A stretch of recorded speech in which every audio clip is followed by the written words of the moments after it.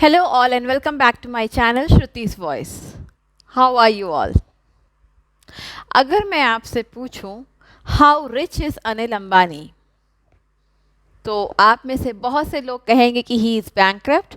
ये जिनको नहीं पता है वो फटाफट जाके गूगल करेंगे और वहाँ पे एक डिक्लेयर करेगा he is bankrupt. But do you really think he is bankrupt? He is living his own life style, he is maintaining that life style. उनके लाइफ स्टाइल में कोई भी कमी नहीं है। Similarly, if I ask you about Donald Trump, again you will Google it and you will say, okay, he's having jet, he's having his golf course, he's having his real estates. But do you know, in his lifetime so far, Donald Trump has filed 4 times for bankruptcy. The point here is these rich people, despite of bankruptcy so many times, they are still able to maintain their wealth, their position. And do you know why?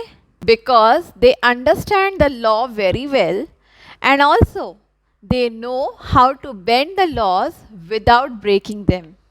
And that is how they preserve their wealth. इनको ये बखूबी आता है law को कैसे bend करना है और शायद ये कला हम मिडिल क्लास को नहीं आती है। हम मिडिल क्लास कई ऐसे मनी मेकिंग ऐप्स में फंस जाते हैं जिनको मैं बोल सकती हूँ हम ट्रैप हो जाते हैं, जिनकी वजह से these rich people are enjoying their lives. Well, there are many ways where we can come out of this middle class trap and we can live our own lifestyle. Just that we need to understand what is it all about. थोड़ा सा अगर दिमाग use कर लिया we will be out of it. First, risk reward curve. आपकी screen पे एक graph display हो रहा है, आप उसमें देख सकते हैं अगर हमने एफडी में इन्वेस्ट किया तो रिटर्न्स कितना कम है, सेफ है लेकिन रिटर्न्स बहुत कम है। लेकिन वहीं पे हमने अगर क्रिप्टो में इन्वेस्ट किया तो रिस्क बहुत ज़्यादा है पर उतना ही ज़्यादा रिटर्न्स है। तो हमें ये रिस्क रिवॉर्ड कर्व बहुत अच्छे से समझना होगा। आज की डेट में कई सारे ऐसे ऐप्स हैं या कई सारे ऐसे मनी मेकिंग वेबसाइट्स हैं जो हमको ग्रेट ऑफर्स देती हैं that you invest so much amount and you get 12% returns. Okay, so 12% returns की तो बात आ गई। What about the risk? We don't even go and check what all risks are involved in those. And I would suggest do not invest on those money making apps. There are many apps which I do not want to name. शायद आपको समझ में आ ही गया होगा मैं किन apps की बारे में बात कर रही हूँ. But the point is do not invest in those money making apps because they are not going to tell you about the risk it is involved. And always diversify your portfolio. सारा पैसा एक जगह जाके invest करने की ज़रूरत नहीं है। आपके पास जितना भी अमाउंट है उसको थोड़ा थोड़ा करके डाइवर्सिफाई कीजिए, अलग अलग जगह इन्वेस्ट कीजिए। क्यों? क्योंकि अगर एक चीज़ नीचे जा रही होगी तो दूसरी चीज़ या तो स्टेबल रहेगी या तो ऊपर जा रही होगी। अगर सारा पैसा एक जगह इन्वेस्ट कर दिया, अगर मार्केट डूबा तो सारा का सारा पैसा डूब जाएगा। Second, live on rent. आपने देखा होगा जितने भी आज की डेट में रिच पीपल हैं, जो रिच कम्युनिटी है, वो दो चीज़ करती है। वो उनका खुद का बिजनेस है और दूसरा वो रेंट पे रहते हैं। They do not invest in their house in the early stages of their life. लेकिन वहीं पे मिडिल क्लास मेंटालिटी ये होती है कि जैसे ही जॉब लगी बस एक घर खरीद लो। अगर घर खरीदने के लिए पैसे नहीं हैं तो 6-7% के इंटरेस्ट रेट के हिसाब से हमें लोन मिल जाता है, लोन ले लो और हो गया। आगे से 20 से 25 से 30 साल हम वहाँ पे अटक गए। अब अगर हमें जॉब चेंज करनी है, हमें सिटी चेंज करनी है, but we have the house in that city, we can not leave that house. So वहाँ पे हमारे लिमिटेशन सेट हो जाती हैं। जबकि जो आज की डेट में जो भी रिच बने हैं, जो भी अमीर हैं आज की डेट में, आप उनके इन्वेस्टमेंट्स देखिए, या तो उन्होंने अपने वेयर हाउस फैक्ट्रीज़ में इन्वेस्ट किया है, या तो उन्होंने कोई कमर्शियल लैंड ली है, not residential land, commercial land ली है, और तीसरा या तो वो अपना पैसा ऐसी जगह इन्वेस्ट करते हैं जहाँ से उनका कैश फ्लो बना रहे। आई एम नॉट सेइंग कि आप घर मत खरीदिए, अगर कुछ अच्छी डील मिल रही है तो ज़रूर गो for it, but avoid buying the own house in early stages of your life. Buy it little later at the right time. Third, protect your downsize. मेरे पास बहुत सारे ऐसे लोग आते हैं जो मुझसे अक्सर पूछते हैं कि मैम मुझे ये वाला कोर्स करना है, इस कॉलेज की फ़ीस 1.5 करोड़ रुपए है, स्कॉलरशिप नहीं है, पर कोर्स तो यहाँ से मस्त है, और वहीं पे दूसरे कॉलेज की फ़ीस 10 लाख है और स्कॉलरशिप भी दे रहा है, तो कौन सा कोर्स ऑप्ट करें? Of course, when we are talking about middle class, it's about hard earned money. हमारे पास कोई अफरात में पैसा नहीं है, we are tax payers.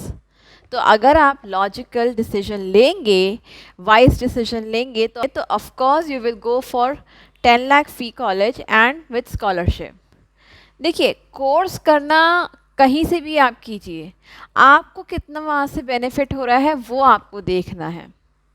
एक सरकारी स्कूल का स्टूडेंट भी आगे चल के बड़ा इंसान बन जाता है, और एक इंटरनेशनल स्कूल में पढ़ के भी इंसान अपना तरक्की नहीं कर पाता है. तो you have to check how to and where to invest your money. सारा पैसा अगर आप अपनी कॉलेज की फ़ीस में ही लगा देंगे तो आगे का क्या होगा, आप खुद सोच के देखिए. इसीलिए प्रोटेक्ट योर डाउन साइज. और दूसरा पॉइंट यहाँ पे ये भी आता है कि आप इंश्योरेंस लीजिए.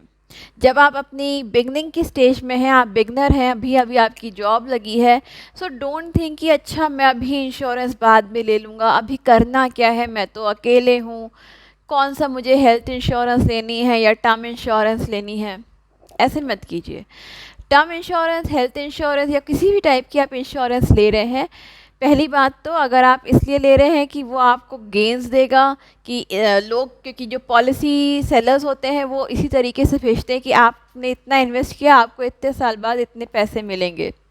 Dough not go for that. Never buy insurance for that cause. Because जब आपको उतने साल बाद पैसे मिलेंगे, आप उसकी डिप्रिसिएशन वैल्यू सोचिए. आज की डेट में 1 लाख रुपए और आज से आने वाले 5 साल की डेट में 1 लाख रुपए की वैल्यू कितनी होगी. Do not go for that. और दूसरी चीज़, बहुत से लोग इसलिए भी इंश्योरेंस खरीदते हैं कि उनके टैक्स बचेंगे. No, don't go for it.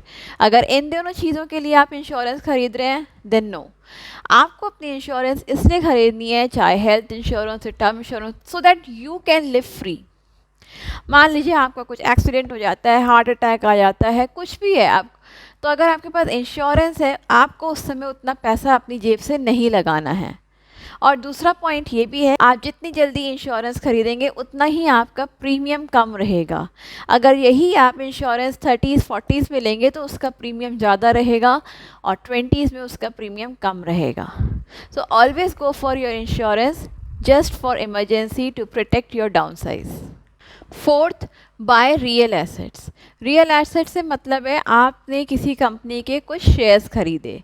आप किसी भी ऐरी गैरी कंपनी के शेयर्स मत खरीदने लग जाइए कि अभी आज की डेट में उसका मार्केट अच्छा है तो मैं उसके शेयर्स खरीद लेता हूँ.